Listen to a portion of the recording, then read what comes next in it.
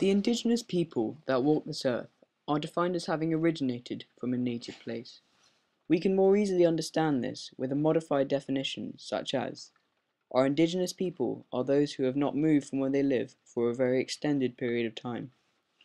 In the eyes of some, they are quite primitive, yet in the eyes of others, they are a treasured possession of this world which is slipping away from us because of our ever-growing greed for money and power. For example, the indigenous Nenets population, which lives in the harshly cold environment of Siberia, rely on their massive reindeer herds for practically everything: food, transport, clothing, and money for the things which the reindeer cannot provide. However, due to the Nenets' permanent encampment being based around huge underground oil storages, the Nenets are losing their way of life. Big oil companies set up bases around the tribe, which injects the Western culture into the fragile web of the Nenets' way of life. The Nenets start to trade with the oil companies, and modern inventions are introduced to them. This breaks down the isolationism of the Nenets that keeps them so indigenous.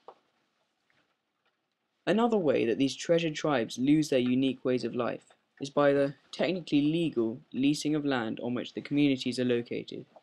For example, about 120,000 indigenous people live in one big community on the large island of Mindoro.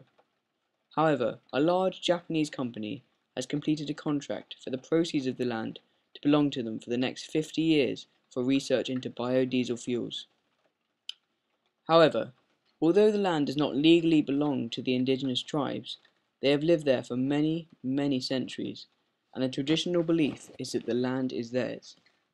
Due to the legislation passed by the government of the island, and their angry protest leading to no avail, the community will have to forget their culturally rich inherited ways and start from scratch, deep in the mountains of Mindoro, where the government are pressing them to go.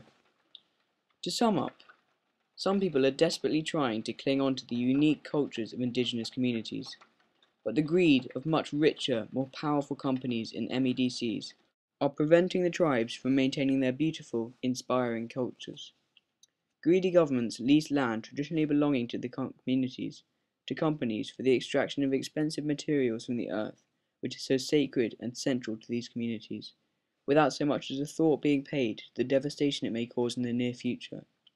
As a result of this, people in the world may soon not be able to witness and join in with the most extravagant cultures in the world, due to the greed of power-hungry governments. Thank you for watching.